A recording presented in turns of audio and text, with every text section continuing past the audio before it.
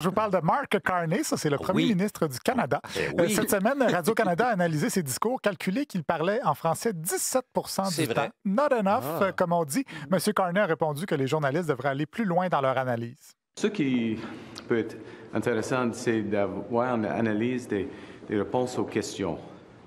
Et la moitié pourcentage. C'est un peu de devoir pour Radio-Canada. Allez-vous faire plus d'efforts en français, M. Carney? J'ai fait. Non, OK. Je viens de vous donner de devoir en ce qui concerne les questions. M. Carney, on a fait cette analyse-là. C'était aussi moins de 50 Les discours, c'est pour des réponses aux questions. Bon, si vous trouvez que son français n'est pas assez clair pour qu'on comprenne ce qu'il veut dire, en gros, c'est j'ai eu 17 en production orale, oui, mais laissez faire ça et calculez plutôt ma note en art dramatique. Une stratégie qui va peut-être inspirer les élèves à l'écoute en ce moment parce qu'ils sont en pédago. Le petit coco, on les salue d'ailleurs. Ces ministres l'ont défendu, François-Philippe Champagne, entre autres. 17 de français dans les discours de M. Carney. Est-ce que vous jugez que c'est suffisant? Moi, je parle avec M. Carney régulièrement en français. On s'exprime en français les deux. Ça fait longtemps. Écoutez, ça a commencé depuis des années. Ça fait longtemps qu'on se connaît, puis on parle très souvent en français. C'est un peu comme si moi je disais, ben oui, moi je suis un chanteur, je chante du Céline dans ma douche. Pas de quoi m'inviter comme juge à la voix ou à votre en direct de l'univers. C'est quand même rassurant de savoir qu'en coulisses, quand c'est le temps de parler de météo avec ses collègues ou de choisir la saveur de beignes qu'ils vont manger au caucus, ben M. Carney le fait en français. Le ministre Stephen McKinnon a eu le même réflexe. Est-ce que c'est suffisant à vos yeux? Moi, mon expérience avec M. Carney, c'est qu'on se parle beaucoup plus. Mais publiquement, c'est vraiment publiquement. Donc, quand il parle aux Canadiens. Ben, je pense que vous mesurez les mots écrits.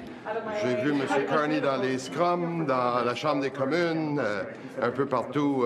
Il parle abondamment en français. Bon, je ne sais pas s'il réalise que les mots écrits, ce sont les mêmes mots que les mots qui sont dits. Ce pas des mots qu'on double, là, comme au Scrabble. Pierre Poilievre, lui, il a dénoncé l'inaction du premier ministre en matière de criminalité. Il a dit, nous, les libéraux, avons appris de nos erreurs.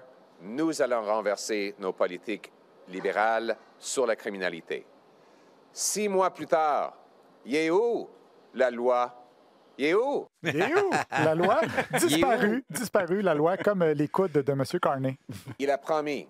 Les coudes élevés. Où sont ces coudes maintenant? Il n'y a pas de deal, il n'y a pas de victoire, il n'y a pas de coude sous M. Carney. Ces coudes sont chirurgicalement enlevé de son corps. C'est des points pour la créativité, c'est scientifique. On dirait qu'il a lui-même abandonné. Oui, abandon de phrase. Le concept de la métaphore était compliqué. Ouais, je pense que c'est le mot amputation qu'il cherchait. D'ailleurs, si quelqu'un se fait amputer les coudes, est-ce qu'on recolle les avant-bras direct sur les bras? Je ne sais pas trop, mais ça doit être stiff, ça doit être difficile de manger. Au début, c'est très, très stiff. Oui. Je pense que dans le meilleur des mondes, en tout cas, on amputerait les genoux de M. Carney pour les greffer à la place des coudes disparus. Comme ça, il pourrait plus se mettre à genoux devant Trump. Vous me dites si je suis rendu un petit peu trop loin dans mon délai.